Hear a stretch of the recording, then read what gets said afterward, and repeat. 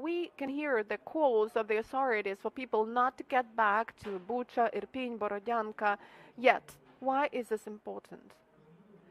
This is important because I've already mentioned that now there are a lot of shells, a lot of fragments, a lot of mines in those territories. So we need to first examine those territories and to make those cities and sectors safe. And only after that we can lay an emphasis on the return, on the coming back of people to their homes. What is so much dangerous there? What is the scale of those mining? Well, there are a lot of shell fragments or shells that have not exploded.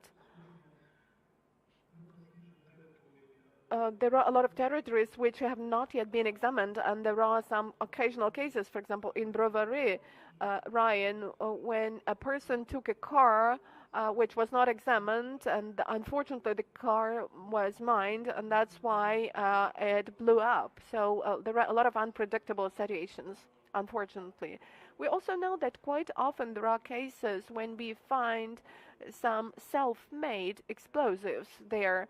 That is what is prohibited by the international conventions and what constitutes a war crime if you apply them. So how much a problem is it?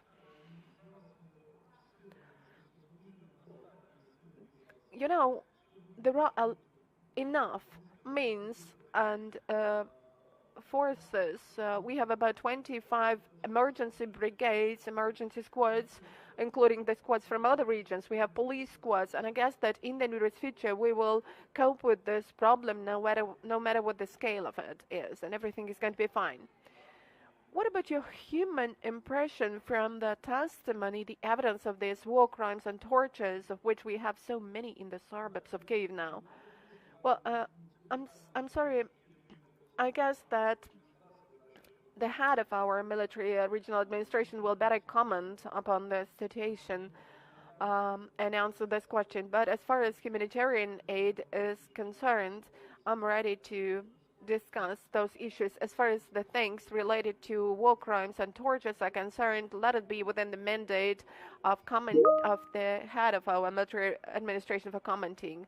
Okay, so please tell us, what about the humanitarian aid? How far have you managed to restore the conditions for life there?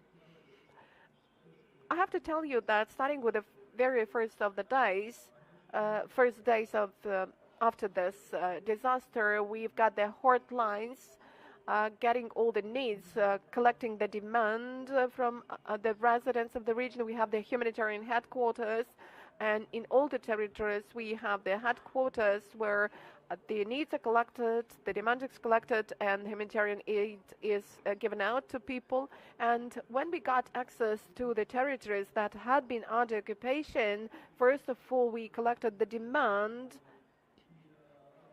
and together with the Rhine military administrations, where we have some reserve warehousing facilities of our humanitarian headquarters, and we started providing the supplies to people.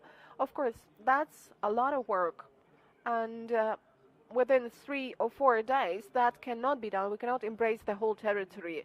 But now, when I'm going along those territories of Ivankovo, Borodyanka, Bucha, Irpin, and now I'm moving in the direction of these towns, I'm controlling the process for people to have enough food, and we are supported by the government, by the president, and thanks to that we are able to get some stock, to get some food rations, and that's what we are doing. And so far we have enough food, and humanitarian aid keeps coming.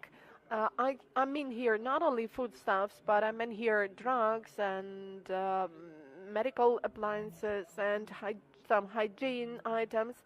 We get additional requests from people for some additional attention, so we are working at this, and I must assure you that we are really working actively in this direction, and we will cope with this need. But our task now is to restore water supply, electricity supply, gas supply, connection, because it's really important to have connection to organize our work better. And then the entrepreneurs, shops will start working, and I guess that this situation will become more stabilized. We have set the deadlines for the restoration of electricity supply.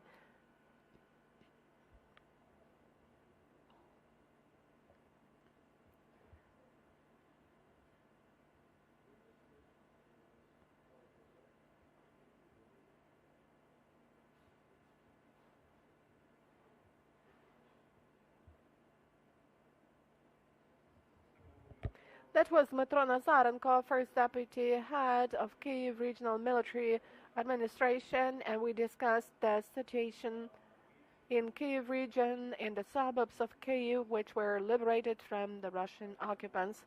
Thank you for staying with us.